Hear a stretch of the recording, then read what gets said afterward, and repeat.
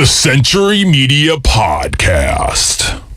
You record drums very quickly, then you trigger them, and presto, you sound like a drum machine.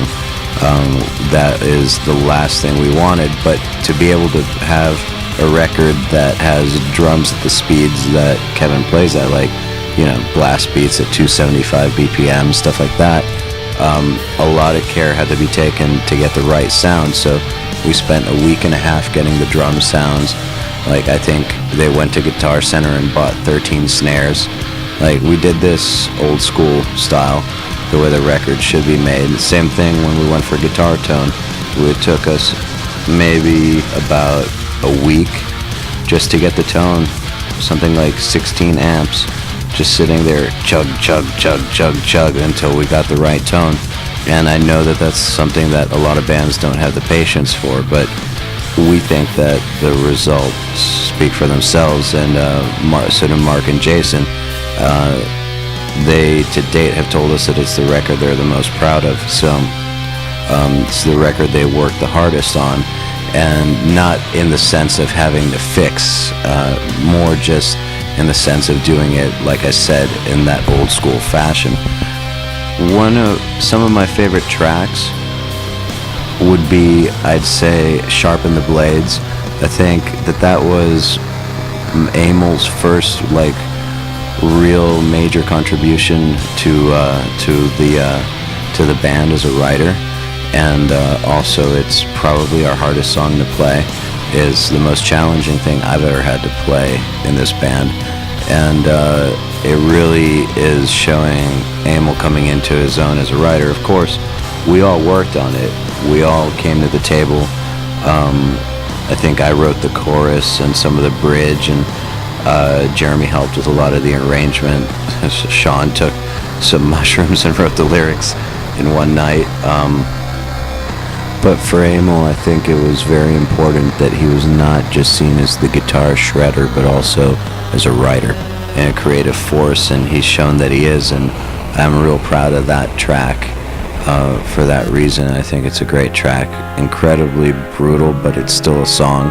You can still understand the chorus, and it still sticks in your head. Another one for me would be The Unbinding Truth. I did a lot of work on that with layering guitars in a way that I've never done before.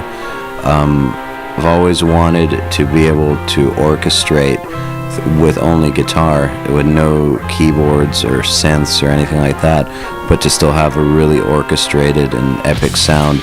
And it's a type of sound I've had in my head for many, many years, and on that track in particular, I feel like I finally broke that ground. That's actually another difference between the Concealers and the Hinderers, is that we barely used any synth on the Concealers. We tried to get the massive sound of having a synth orchestra, but with guitars. And there is a shitload of guitar arrangement, and The Unbinding Truth is a prime example of that. If you listen to the middle section, there's something like 18 guitars going at once.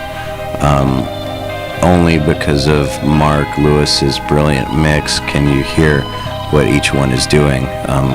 If it wasn't in their capable hands, it would be a complete mess. And I have to say that my other favorite is Translucent Potency, and I don't know why, it's just something about the feel. I was in Germany when I wrote my end of that song. It was dark for about 3 weeks straight. It was depressing. It was the kind of dark that just like gets into your bones and cold, and that was what came out. And it's hard to really talk about it in a technical way. That song it's just mean and dirty and just evil and honest. And that is the last thing I wanted to talk about, is that we wanted to make sure that we put forth a very, very honest record. I think that when a band goes into making their second record, they're at a crossroads often where it's like, what are we going to do? Are we going to go more commercial? Like, We're going to go for the money. You know, the honeymoon is over for a band at that point. Like, already got signed, already did tours. We had already done Ozfest. You know, we did some pretty big things. And the question was, well, not in my mind. I'm just saying the question for a lot of bands is, do you try to cash in? And that's never been what we've been about. We're a song-oriented band because we love great songs. And we wanted to stay song-oriented, but just have it be the most honest representation of where we were as artists and emotionally. So you hear the anger on the record. That's how we were feeling towards each other, towards life, towards the music industry, and towards the world. So be sure to check out Daath's new record, The Concealers, coming out on Century Media on 4/21.